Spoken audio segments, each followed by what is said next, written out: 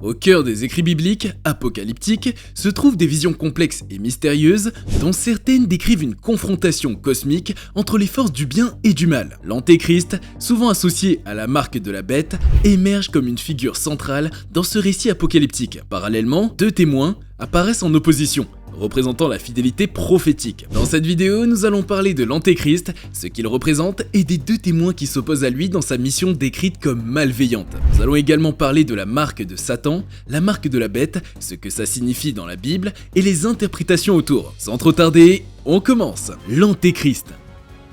L'image de l'Antéchrist n'est pas compréhensible du premier coup, en tout cas pas juste après une première lecture des livres bibliques. Mais on sait quand même qu'il a ses origines et un rôle complexe dans la tradition eschatologique. Et la tradition eschatologique, c'est un peu la fin des temps, le jugement dernier, la résurrection, le renouvellement de la création, enfin... Le tout dépend de la religion ou du système à partir duquel on essaie de comprendre cela. Revenons à l'Antéchrist. Son essence est a priori spirituelle, mais plusieurs interprétations l'assimilent à un personnage agissant dans des contextes temporels, politiques et scientifiques. Il est au cœur des discussions théologiques et est une source d'inspiration artistique, de l'art médiéval au cinéma contemporain. Le monde du cinéma exploite d'ailleurs souvent le mystère entourant cet agent de la fin des temps. Des figures historiques telles que Néron et Hillary Clinton ont été associées à l'Antéchrist. Malgré les adaptations au contexte moderne, le cinéma et la littérature restent influencés par les sources bibliques et patristiques qui ont façonné l'Antéchrist. De plus, cette figure a été utilisée pour juger et condamner des pratiques considérées comme hétérodoxes ou non conformes aux dogmes religieux, les antéchrists. De nombreux personnages historiques ont été désignés comme étant l'Antéchrist. On a à cet effet Néron, le célèbre empereur aux nombreux crimes, occupant une place de choix. Selon saint Augustin, Néron était un ennemi de Dieu, en raison de son rôle présumé dans l'incendie de Rome. Bon, soit en passant, l'histoire avec l'incendie de Rome, c'est que Néron finit par accuser les chrétiens d'être à l'origine de cet incendie, déclenchant ainsi la persécution et l'oppression des chrétiens de l'époque. D'autres empereurs, tels que Julien l'Apostat, ont également été qualifiés d'antéchrist pour avoir tenté de rétablir les anciennes religions impériales contre le christianisme au IVe siècle. Mais à un moment, l'Antéchrist n'était pas seulement non chrétien. Au XIVe siècle, lors du grand schisme d'Occident, le pape Clément VII excommunie Urbain VI, qui a aussi été pape, qualifié d'antéchrist. Même des personnalités chrétiennes comme Frédéric II Hohenstaufen, Henri VIII d'Angleterre, Jeanne Hus et Martin Luther ont été excommuniés et accusés d'être des antéchrists en raison de désaccords avec la papauté. Il est en effet important de noter que le terme antéchrist est souvent utilisé dans un contexte politique et social plutôt qu'eschatologique. Ces antéchrists sont perçus comme des ennemis d'une certaine conception du christianisme ou de l'ordre social établi. Par ailleurs, dans les récits eschatologiques, notamment du livre de l'Apocalypse, l'Antéchrist est confronté à deux témoins qui sont censés résister à ce dernier et témoigner de la vérité divine, même dans des circonstances hostiles. Mais qui sont-ils? Les deux témoins.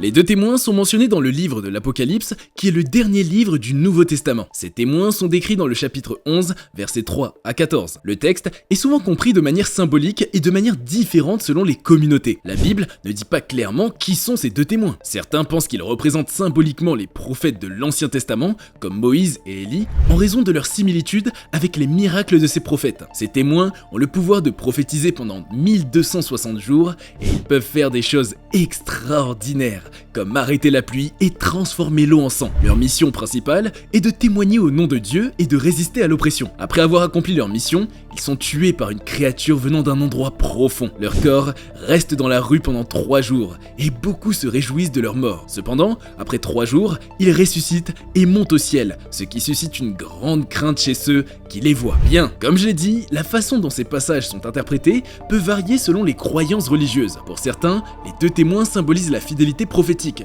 tandis que d'autres cherchent à les identifier de manière plus concrète. Quoi qu'il en soit, ils représentent la puissance de Dieu et de la victoire ultime du bien sur le mal, dont l'Antéchrist est le représentant. Et en parlant de ce dernier, d'autres signes sont associés à lui, dont la principale est la marque de la bête, l'expression même de la loyauté envers l'Antéchrist et le refus de se soumettre à Dieu. La marque de la bête. La marque de la bête, mentionnée dans l'Apocalypse, a suscité beaucoup de spéculations et d'interrogations. C'est un sujet qui fascine et intrigue. Il a donné naissance à de nombreux livres, sermons et idées différentes de la part d'érudits et de théologiens. Aujourd'hui, après lecture et tentative d'interprétation, plusieurs personnes assimilent cette marque à une puce implantée dans le front, une marque invisible ou visible, voire une carte de crédit ou de débit. En effet, le passage clé dans la Bible, Apocalypse 13, versets 16 à 17, dit ceci: « Elle fit que tous, petits et grands, riches et pauvres, libres et esclaves, reçussent une marque sur leur main droite ou sur leur front, et que personne ne put acheter ni vendre, si ce n'est que celui qui aura la marque, le nom de la bête ou le nombre de son nom. » Le verset 18 identifie le nombre de la bête comme étant 666. Et quand on évoque aujourd'hui ce nombre, pratiquement tout le monde sait que cela fait référence à un monde obscur, diabolique, un monde duquel il faut se méfier. Et toujours en parlant de ce nombre 666, les grands amateurs de films reconnaîtront le classique, La Malédiction de 1976, où le fils portait la marque de la bête, ainsi que d'autres films comme L'Exorciste et La Nonne, abordant partiellement de cette marque et de l'univers démoniaque. Selon la Bible, Jean, celui que Dieu a choisi pour écrire le livre de l'Apocalypse, a eu une vision de l'avenir. Voici ce qu'il a écrit au sujet de la bête. « Je me tins sur la table de la mer. Je vis monter de la mer une bête qui avait 7 têtes et 10 cornes, et sur ses cornes 10 diadèmes, et sur ses têtes un nom de blasphème. La bête que je vis était semblable à un léopard, ses pieds à ceux d'un ours et sa gueule à celle d'un lion. Le dragon lui donna sa puissance, son trône et une grande autorité. » Apocalypse 13, 2.1-2.